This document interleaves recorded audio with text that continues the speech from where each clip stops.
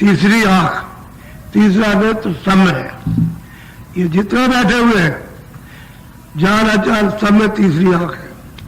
और ये जितने भी बैठे हैं सब में दो आंख, शरीर की दो आंख और जीवात्मा की एक आंख, तीन आंख हो गई। शरीर की दो नाक और जीवात्मा की एक नाक, तीन नाक हो गई। शरीर के यानी दो कान और जीवात्मा का एक कान, तो तीन कान हो गए। कथा वार्ता में आपने ये कभी कहीं नहीं सुना होगा कि तीन आंखें तीन कान है। नहीं, हम आपको बता रहे हैं कि तीन आंखें तीन कान है। और तुम उसको तीनों को काम मिला सकते हो, देखने का भी, सुनने का, सूंघने का। सुना ये सुगंधी खुशबू, आप जो बाहर से हवा लेते हो नाक से मुंह से, तो उसमें क्या दुर्गंध और सुगंध, और दोनों का उसका पता चलता। तो उसका स्रोत यहाँ जीवात्मा के कान नाक से लगा हुआ, इधर में जो शब्द सुनाई देता जीवात्मा के कान से लगा हुआ, इधर में जीवात्मा की आंख से ये लगा हुआ एक रूप है, ये सुंदर है। फौरन उसका उसे आभास होता है ये एक रूप है सुंदर। पर बाहर के स्रोतों का जो स्रोत है, जो दरवाजे, उनका इतना ही काम है कि बाहर के कान आवाज पकड़ेंगे, अंदर वाले कान को दे देते हैं।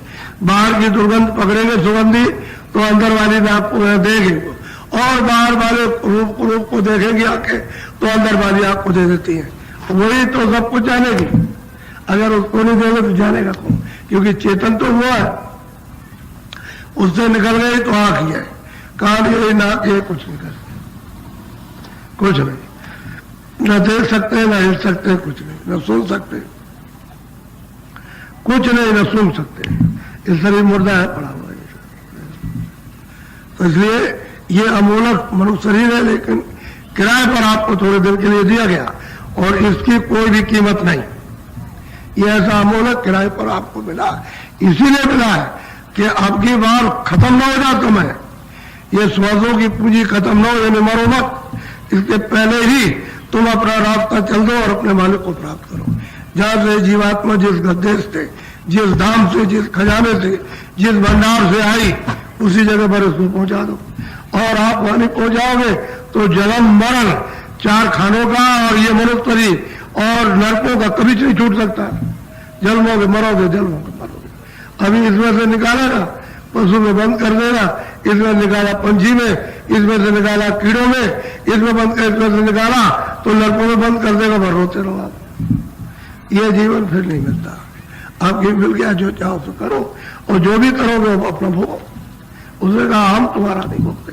तभी उसने तुम्हारे रावण में लिखा कि काल रूप में तिनकर भ्राता, हे भाई मैं उन जीवों का यानी दयाल और काल रूप हूं, जो अच्छा बुरा कर्म करते हैं उसकी मैं सजा देता हूं, उसका मैं आराम देता हूं। मेरा काम उनको बिगाड़ने का नहीं, न नष्ट करने का नहीं, न पुण्य नष्ट करता हूं, न पाप नष्ट करता हूं।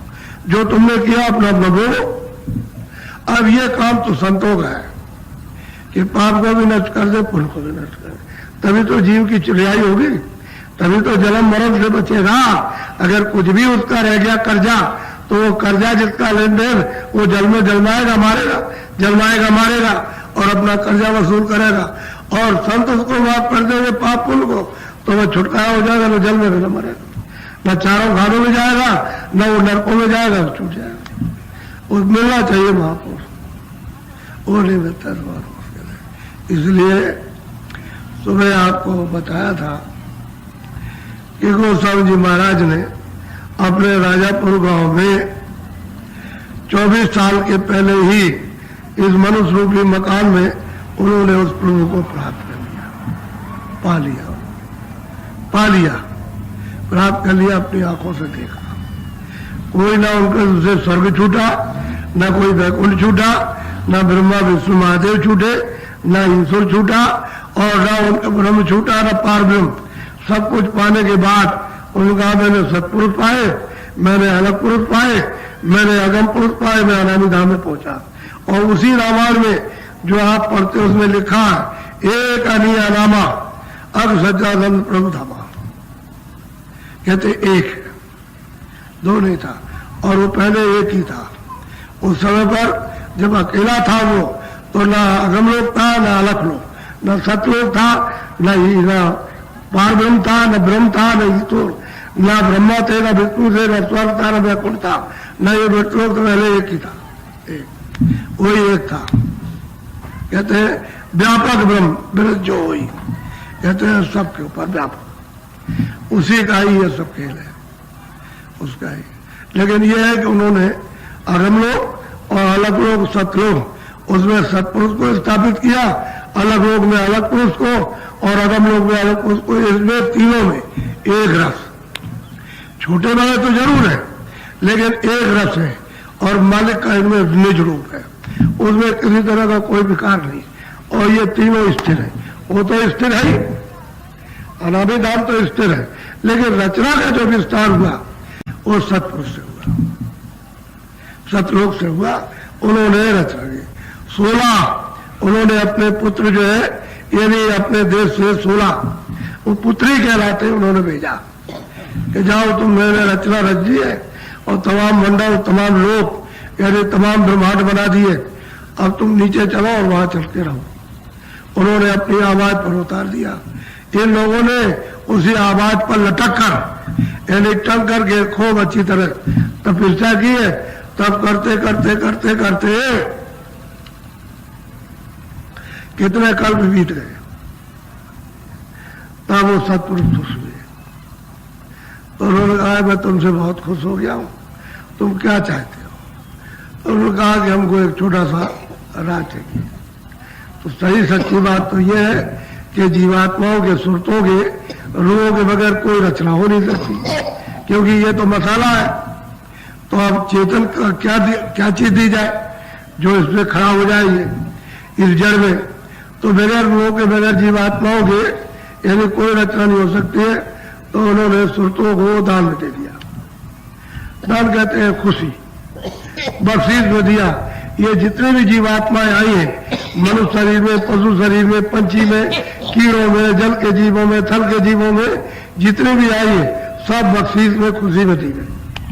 तपस्या के एवज में दे दिया मालिक, और अपने देश से सब मसाला खर्च कर दिया, यानी निकाल दिया बाहर, सब मसाला जितना भी है, और इनको दे दिया राज। अभी अपना अपना राज करके और आप पर हुकूमत कर रहे हैं इन्हीं पर। और जब ये वापस जाने लगी तो इन्होंने देखा ये तो सब निकल जाएंगे, तो बहुत चले गए, बहुत। जब शुरू में मनुष्य शरीर में ये जीवात्माएं ऊपर से यहाँ नीचे ला करके ये बैठाई गई, तो उस समय पर तो कोई पाप नहीं था, कोई पुण्य नहीं था, न कोई अच्छा था, न कोई बुरा था, न सत्य था, न सत्य था। सबका ये घाट खुला हुआ था, सबकी आंख खुली थी, सबके कान खुले थे, सबकी नाक खुली थी, और सब देख रहे थे। और मतलब ये कि 1 लाख बरस की इसी मनुष्य शरीर की उम्र थी, 1 लाख बरस की। इतनी लंबी आपको स्वास्थ्य दिख रही थी। 1 लाख बरस पूरा करने पर तब ये शरीर छूटेगा। तो बस वो रोज जाते थे, रोज आते थे। जब 1 लाख बरस पूरा हुआ तो सीधे वापस लौट गए, और साफ सुरतें उस खेप की सतलोक में चली गई। फिर उन्होंने दूध उतारा, क्योंकि भंडार मिला था, फिर उतार करके ले आए, तो 1 लाख बरस पूरा होने पर वो भी चली गई। तो तुम रामायण को पढ़ते हो कि बुद्धि टकराते हो? उसमें लिखा सत्यजुग जोगी सब विज्ञान और कर हर ध्यान करे भाव प्राणी, सब के सब जीव विज्ञानी, सब परम पद के अधिकारी, सब उसका दर्शन करते थे, रोज आते थे, रोज जाते थे। और रामायण में लिखा उसको समझते ही नहीं। तो अंधे लोग और मतलब पढ़ते हैं और बैरों को सुनाते हैं, क्या पता चलेगा? और गोस्वामी जी महाराज ने तो देख के लिखा, तो उन्होंने ऊपर का हाल लिखा, सब कुछ, नीचे का कुछ नहीं लिखा। यहाँ पृथ्वी का, मृतलोक का कोई समाचार नहीं है, जो भी समाचार है सब ऊपर का। आंखों ऊपर में उस समाचार को लिखा है, और खुद उन्होंने लिखा कि मैंने कोई समाचार नहीं लिखा, मैंने तो ब्रह्मांड की रचना, क्योंकि वो तो चेतन रचना है और ये उसकी छाया है। तो ये छाया में आपने उस चेतन को घटा दिया कि नहीं यही होगा, जंगल में होगा, वहां होगा, वहां होगा, वहां होगा। अरे तो उन्होंने चेतन बताया, लेकिन उसकी छाया तो पर्दे में पड़ी, फिर पर्दे में पड़ी, तो यहाँ कई जगह पड़ के ये छाया गई। ये छाया है, जो भी मसाला है छाया। चेतन तो ऊपर है, और ये ये नीचे, ये जड़ नीचे है। इसी में सब लोग बहुत समय के बाद में तब उन्होंने देखा कि सब चले जाएंगे तो मैं राज के पर करूंगा, तो निरंजन भगवान ने फौरन अपनी शक्तियों को उतार दिया और उनसे तपस्या कराई और जल्दी जल्दी, यानी उन्होंने कहा कि जो हम बोले लिखो, तो देववाणी ब्रह्मवाणी उनको सुनाई।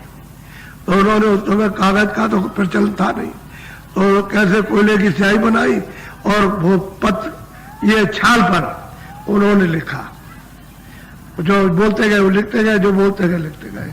तो उन्होंने 4 ही वेद तो लिखे, खाली 1 लाख श्लोक है बस। उसमें 1 लाख एक नहीं है, 1 ही लाख श्लोक है उसमें, और 4 खंडों में बना दिया। छोटे छोटे खंड कर दिए, सबको याद करने में समझने में आसानी रहेगी। अब कौन समझता है वेदों के वेद कौन है? सारा विधान तो वो बना हुआ, और आपने बिगाड़ बुगाड़ करके उसको कागज की पुड़िया उठा करके पाड़ के फेंक दिया। अब बताओ किसको आप समझोगे? अब यहाँ उलझ गए इंद्रियों के जाल में। उन्होंने जब विधान बना दिया, आपको अधिकार दे दिया कि आप जो भी चाहो सो करो अपनी इच्छा से, हम उसके लिए कोई आपको, यानी मतलब यह है कि सुमत नहीं देते, आदेश नहीं करते, जो आपकी इच्छा और करो और अपना भरो। हमारा कर्जा हमको दे दो, जो यहाँ एक दूसरे के साथ ले दो वो हमारा देते जाओ। नहीं हम दिलाएंगे, उन्होंने कहा हम दिलाएंगे, तुमने क्या ले लिया समझ गए, और तुमने उसको दिया नहीं तो हम दिलाएंगे। तुमने लूट के लिया, तुमने मार के लिया है, तुमने